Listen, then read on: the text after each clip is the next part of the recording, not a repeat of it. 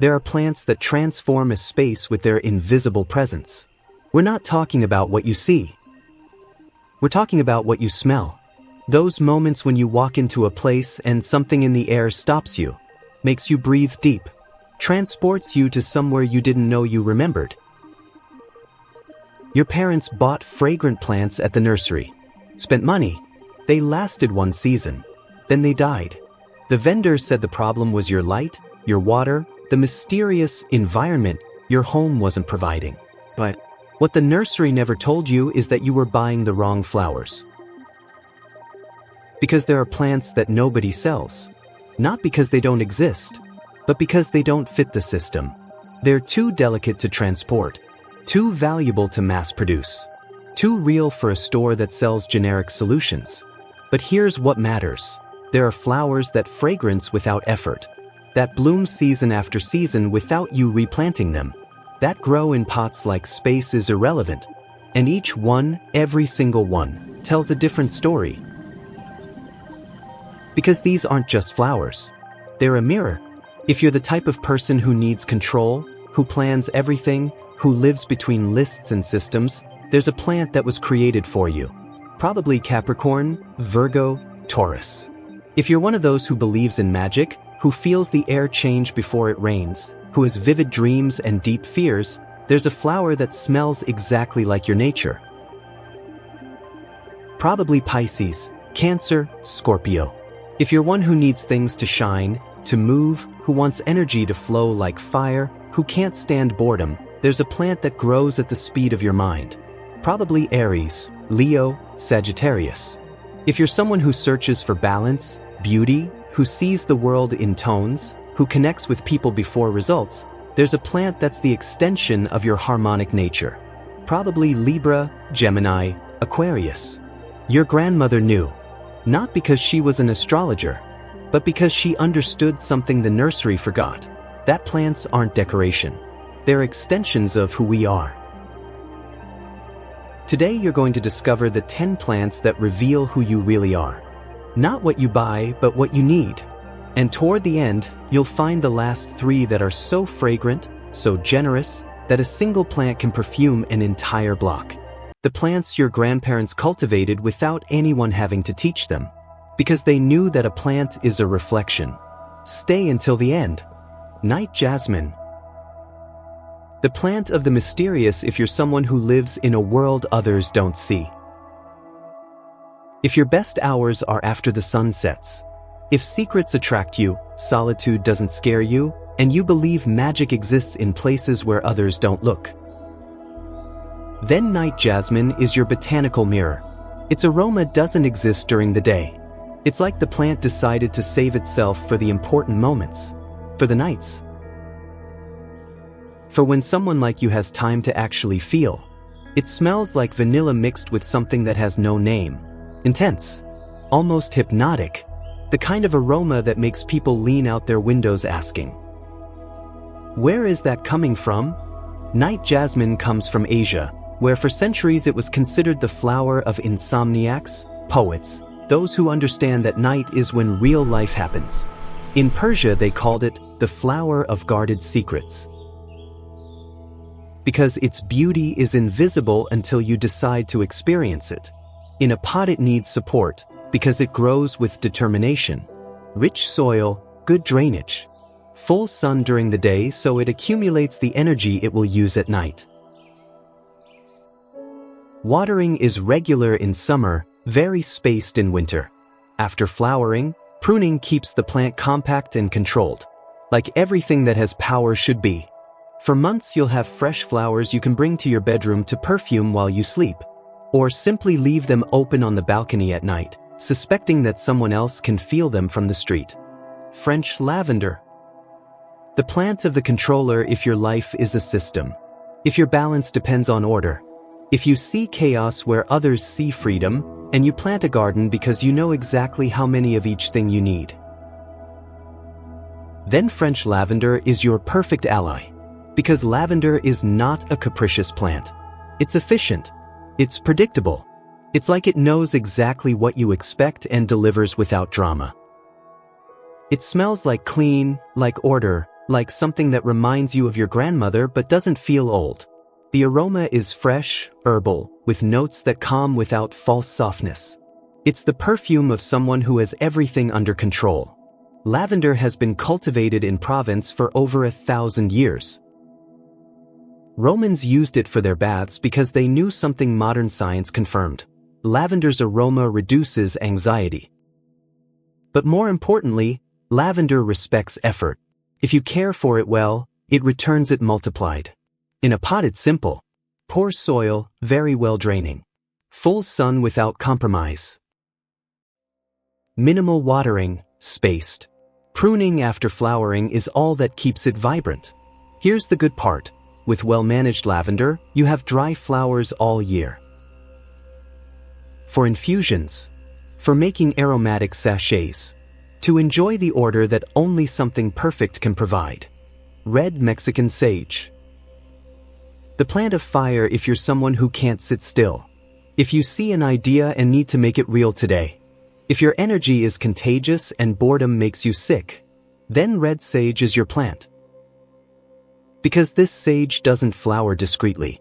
It explodes in tubular red flowers so intense they seem to be on fire. Hummingbirds love it. Bees love it. Everyone loves it when it blooms on your balcony.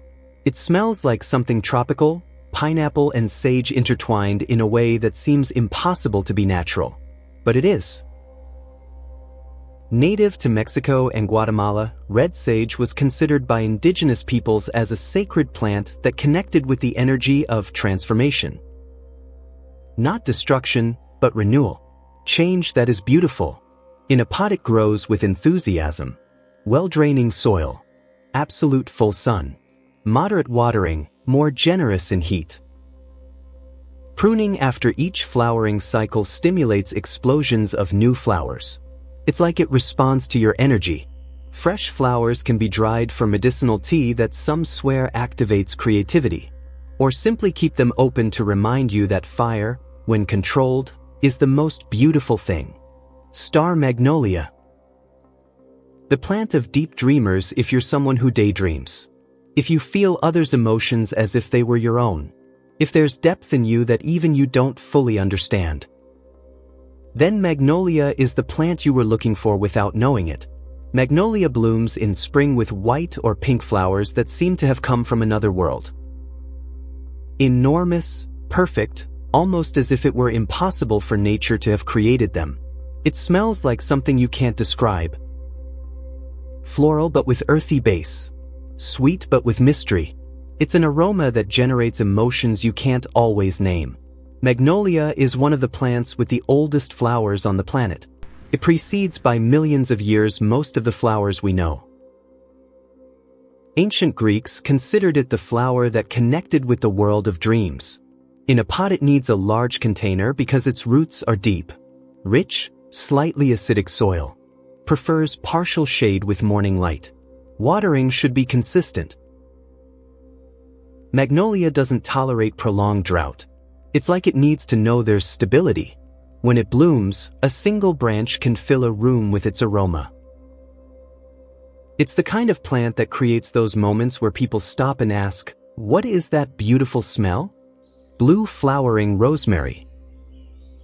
The plant of precision if you believe a plant should be beautiful and useful. If you need everything to have purpose. If your kitchen is your precision laboratory, then blue rosemary is your ally. Rosemary is the plant that knows exactly what it's doing. Intense blue flowers that contrast with silvery green leaves. Herbal aroma, strong, unmistakable. It's the kind of aroma that says, "I know who I am, I don't need anyone's permission." Rosemary was sacred to Greeks and Romans. They brought rosemary branches to temples, burned them in ceremonies. But they also used it in cooking because they knew that flavor and aroma are inseparable from health. In a pot it's almost impossible to kill. Poor, very well-draining soil. Full sun. Minimal watering. It's the plant that rewards the responsibly negligent. Regular pruning keeps it dense and productive. But here's what's really valuable: you have fresh flowers continuously for cooking.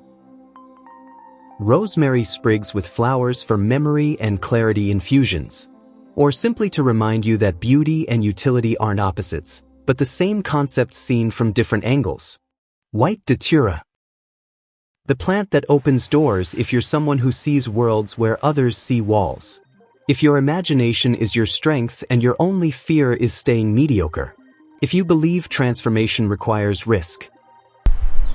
Then white datura will speak to you in the language you understand. Datura has flowers that are the most dramatic in the botanical world. Enormous white perfect trumpets that open at dusk and release an aroma so intense, so exotic, that it seems impossible it comes from a plant. It smells like something between sweet and spiced, with tropical base. It's an aroma that doesn't allow indifference. You either love it or reject it. Historically, datura was used in transformation rituals. Not for fun, but for real change. For death of the old and birth of the new. It's a plant that respects whoever cultivates it. In a pot it needs space and stability. Large container, rich soil, regular watering. Full sun. It's a plant that grows quickly if it knows there's commitment. Important, datura should be cultivated away from children and pets. Its properties are potent in every sense. Cultivate it as the symbol it is, respected transformation. Flowers last a single night, but the aroma persists for days. It's the plant for someone who understands that true beauty is often ephemeral. Fragrant gardenia. The plant of grace if you believe in grace, in elegance, in what looks simple but hides beautiful complexity. If your life is a search for balance between form and function, then gardenia is your reflection. Gardenia has perfect white flowers, almost like porcelain, every petal in its place, every line precise, and yet it's completely natural. It smells like pure perfume, like luxury, like something that transports you to ancient gardens where gardens meant something. Gardenia was cultivated in China for thousands of years. Emperors considered it the flower that represented perfection achieved without apparent effort. Pure grace. In a pot it's delicate, but not impossible. Acidic, well-draining soil. Bright but indirect light. Consistent humidity without waterlogging. Gardenia requires attention, but the attention you give it returns multiplied in beauty. Flowers last weeks. Fragrance that fills rooms. Visibility that attracts compliments. It's the plant that says without speaking, here lives someone who understands that beauty is a form of respect. Cestrum nocturnum, the plant of ghost aroma. If you made it this far, you recognize the archetypes. But there are two more plants that are different. They're not just beautiful, they're sacred. Cestrum nocturnum, known as night-blooming jasmine, is the plant that flowers when the day ends. Small white flowers that release an aroma so penetrating, so invasive, that a single shrub can perfume an entire block. But here's what's strange. During the day, the tree smells like nothing. It's like it saves all its perfume. For the night, like it's selective about who receives its magic. It smells like something between flowers and spices, with notes of vanilla, and something that seems impossible to define. It's the kind of aroma that people remember years after, experiencing it just once. In history, Cestrum nocturnum was considered the flower of poets, of night owls, of those who knew that real life happens in places where others don't look. In a pot it's easy. Well-draining soil, full sun or partial shade, moderate watering. It's generous. It blooms continuously for months. In warm climates, a plant that understands abundance. A single branch of Cestrum nocturnum placed in your space transforms the entire atmosphere after sunset. It's almost like having magic contained in a pot. The one that perfumes the entire block. We've reached the end. And here is the secret your grandparents kept. The plant that doesn't just perfume your balcony. That doesn't just transform your house. That perfumes the entire block in a single night. It's Spanish broom. Originally from the Mediterranean, it's one of the most ignored plants in modern nurseries, not because it fails, but because it works too well. It blooms in spring with explosions of intense yellow flowers that completely cover the branches. And the aroma is impossible to ignore.